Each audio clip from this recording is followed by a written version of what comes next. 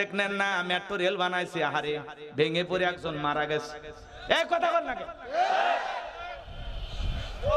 Metro রেলের যে bearing আছে না, এক জায়গায় এমন ভাবে পড়ছে, ওগুলো তো মেলা ওজন, প্রায় 150 কেজি 100 কেজি ওজন, পরে একজন পথচারী মারা গেছে।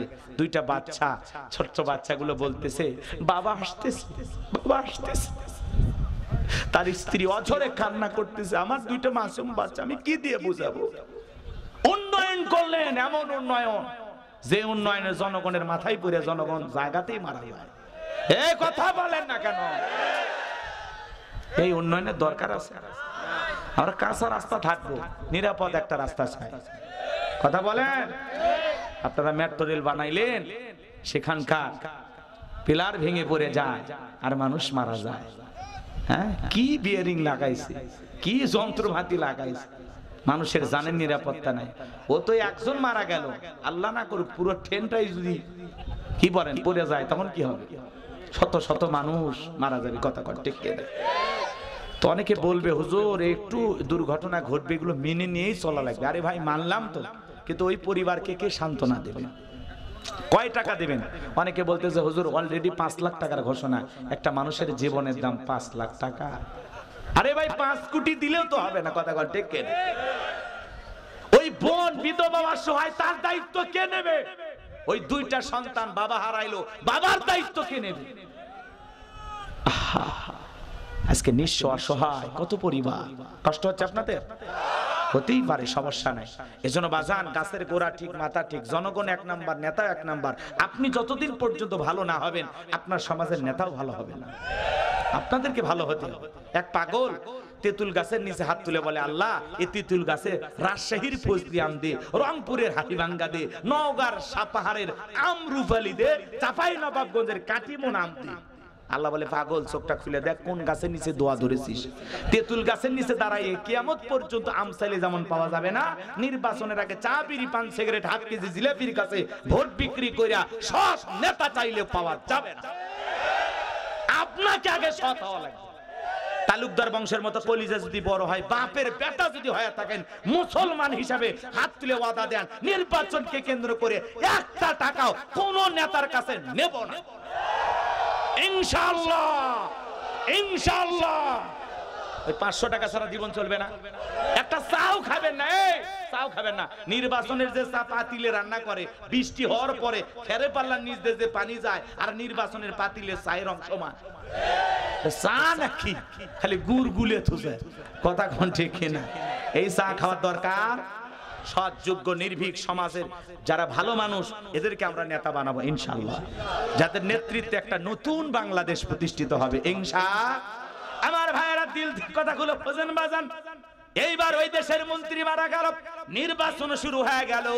আগে তো জনগণের মন কাইরা নেছে, সবাই মিলে এক চান্সে ফেরাউনকে ভোট দিয়া মিশরের মন্ত্রী বানায় দিল। আল্লাহর খেলা বোঝা বড় দায়। বার্ধক্যজনিত কারণে অল্প সময়ের ব্যবধানে মিশরের বাদশা মারা গেল। এইবার ফেরাউন সমস্ত নেতার জনগণকে ডেকে বলে শোনেন, বাদশা মারা গেছে, বাদশা ছাড়া একটা দেশ চলতে পারে না, আপনারা বলেন মিশরের বাদশা হবে কে? সমস্ত জনগণ ডেকে বলে আপনাকে আমরা আগেই জেনেছি শুনেছি, আপনার সাথে ভালো মানুষ আর কেউ নাই, আপনি মিশরের বাদশা হয়ে যান, আমাদের কারো কোনো আপত্তি নাই। জনগণ যখন সমর্থন দিয়েছে, এইবার ফেরাউন নেতাদেরকে ডেকে বলে এমপি মন্ত্রী যারা আছে বলে তোমরাই বলো মিশরের বাদশা হবে কে? সমস্ত এমপি মন্ত্রীরা বলে যেহেতু জনগণ আমার আপনার পক্ষে, তাহলে আমরা বিপক্ষে যাব কিভাবে? আমরাও সমর্থন দিলাম, আপনি মিশরের বাদশা।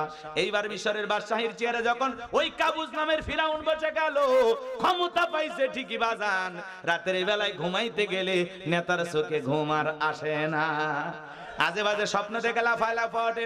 পরের দিন সকালবেলা তার দরবারে জ্যোতিষী ছিল 400। এই 400 জ্যোতিষীর লিডারের নাম হলো দবিরা, বয়স হলো 320 বছর। দবিরাকে ডেকে বলে দবিরা, কেন জানি রাতের বেলা আজে বাজে স্বপ্ন দেখে ঘুমাইতে পারি না, আমার ভাগ্য গবেষণা করে দেখো তো আমার ভবিষ্যৎ জীবনে কি আছে। এইবার দবিরা ভাগ্য গবেষণা করে বলে নেতা যদিও ছিলেন ভবঘুরে যুবক, তরমুজের ক্ষেত লিবার গুরুস্থানের দারোয়ান, এরপরে মিশরের মন্ত্রী, বর্তমান রানিং বাদশা, আঙ্গুল ফুলফুলা কলার গাছ, কিন্তু আপনার ভবিষ্যৎ জীবন বড় অন্ধকার। আগামী 3 মাসের মধ্যে বনি ইসরাইল সম্প্রদায়ের ভিতরে মুসা নামের একটা ছেলে জন্মগ্রহণ করবে। ওই মুসার কারণে রাজত্ব পাওয়ার ক্ষমতা থাকবে না নেতারে, এমনকি আপনার জীবন যাওয়ার সম্ভাবনাও দেখা যায়। এই কথা শোনার পরে ফিরাউনের মাথা ঠান্ডা না গরম? গরম মানে কাট করে ফোরাইয়া ছিলাম কই আসলাম কই, না জানি ভবিষ্যতে আরো কত কিছু হয়। মুসার কারণে রাজত্বের চেয়ার থাকবে না, নিজের জীবনটাও থাকবে না, এটা তো মেনে নেওয়া যায় না। যদি নবীরা বলতো মুসা আসবে খানকা বানাবে, বৈশা বৈশা জিকিরি করবে, মাথা গরম করতো না, সরকারি খরচে খানকা বানায় দিত। আজকেও সমাজে দেখবেন বাজান, যারা খানকায় বসে হু হু জিকির মারতেছে ওদেরকে কেউ টার্গেট করে না। যারা আল্লাহর জমিনে আল্লাহর দ্বীনকে প্রতিষ্ঠিত করতে চায়, কোরআনের হক কথা বলে, তাদেরকে টার্গেট করে করে জেলখানায় বন্দী করা হয়, তাদেরকে টার্গেট করে করে গুম করে টঙ্গী থেকে পঞ্চগড়ের বর্ডারে নিয়ে আসে। কথা সত্য না মিথ্যা? এরপরও কি আমাদের কথা ওরা বন্ধ করতে পারবে? আমি মেহেরপুরে ওয়াজ করলাম বাজান, শুধু বলেছিলাম গুম চোর পাট চোর এরকম নেতা নির্বাচিত করবে না, খালি এই কথাটা বলছিলাম। 9টা ঘন্টা আমার রুমের ভিতরে বন্ধ করে রাখলো। কেন আপনি বললেন নেতারা গুম চুরি করে ডাল চুরি করে? বলেন কেন বললেন? এটা বলা কি অন্যায়? বলেন এই সমাজে গুম চোর চাল চোর তেল চোর নেতা নাই, এটা বলা যাবে না? এইটুকু বলছিলাম, এই জন্য আমাকে বলে কি সব বলেন গুম চোর নেতা কেন বলছেন? আসতেই দিবেন, হাত দিয়ে তো পরে কার কথা। ওরা আর আছে এখনো কিছু লোক অতিরঞ্জিত কিছু কথা আমাদেরকে বলে, হুজুর সাবধানে কথা বল, মিলেমিশে থাকে। এর বেটা আগেই ভয় করিনি, কথা কয় না কেন? আগে পুলিশ আসলে একটু ভয় ভয় লাগতো, মনে হয় গ্রেফতার করতে পারে, আর এখন পুলিশ আসলে হুজুর চালিয়ে যান, আমরা দেখতে আসছি যে আপনারা কেমন ওয়াজ করতেছেন। কথা বোঝেন নাই? দিন বদলাইছে, কথা কয় নাকি? দিন এ বাদামালা ভাই এ বসেন, হ্যাঁ বৈশা আস্তে আস্তে ব্যবসা করে। কি খারাপ লাগতেছে? দোয়া করবো নাকি? এই যে 2-1 ওরা বসা করেন, আপনার ওয়াদা কিন্তু 12:30, আমি এর মধ্যেই শেষ করার চেষ্টা করবো ইনশাআল্লাহ। খারাপ লাগতেছে? এদিকে এদিকে আমার দিক তাকান। খানকায় যারা বসে আছে এদেরকে কেউ টার্গেট বলেন তো? খানকার বিষয় ধরে না? কোরআন হাদিসের হক কথা বললে বক্তাকে মঞ্চ থেকে গ্রেফতার করছে, করে নাই? করে নাই? হক কথা বললে তাদেরকে টার্গেট করে। খানকা যারা নিয়ে আছে, দেখেন না আমাদের সমাজে কিছু খানকা বাবা আছে, ভণ্ড পীর আছে না নাই? কই পানির ভিতর জ্বললে বাতি ঝড় বাতাসেও নেভে না, ল্যাংটা বাবার মুরিদ হইলে নামাজ রোজা লাগে না, বাবা হু হু হু লুঙ্গি খুলে দেখে গু। এরকম ভণ্ড আছে না? কই সিজদার মতো একটা সিজদা দিবি জান্নাত পার হয়ে জাহান্নামে পড়বি। যেই পীর সাহেব বলবে নামাজ রোজা লাগে না, ওটা পীর না, টাটকা শয়তান। এই পৃথিবীতে এমন কোন নবী রাসূল নাই যে নবী রাসূল নামাজ পড়ে নাই। নবীদের যদি নামাজ পড়া লাগে, আপনার পীর কি নবীদের চাইতেও বড়? ভণ্ডামি তোর জায়গা পানা না, মাথার চুলে জট, হাতে গাঞ্জার পর সালা পিনতে থাকে, তবিল থাকে, তা সব দেখা যায়। ভণ্ড ভণ্ড দেখে বোঝাতে ভণ্ড। তাও মানুষ কি কয় জানেন?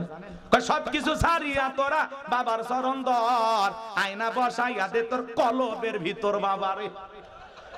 এমন কায়দায় কলব ধাক্কা মারছে, কলব ভেঙ্গে ফাটে ভারত চলে গেছে। এরকম ভণ্ড আছে না নাই? আবার দেখবেন কিছু পাগল বোকা বুদ্ধিহীন প্রতিবন্ধী, এরা গরু ছাগল নিয়ে ট্রাক ভাড়া করে বাপের দরবারে যায়, আর মাইক বাজাইতেছে, গান হইতেছে, চাঁদ উঠেছে আছে না? আচ্ছা বলে তো, একটা মাজারে গরু দিয়ে আপনার লাভটা কি? একটা মাজারে ছাগল দিয়ে লাভটা কি? উনি যদি আল্লাহওয়ালা হয়, ওনার টাকার দরকার আছে? আপনার এই গরু ছাগল নিয়ে মাজারের খাদেম থেকে শুরু করে পীরজাদা যা আছে সব কোটি টাকার মালিক হয়ে যায়। কত গরিব মুরিদ বিনা চিকিৎসায় মারা যায়, কোন পীর সাহেব 2 লাখ টাকা দিয়ে সহযোগিতা করে? আপনি কারে দিতেছেন?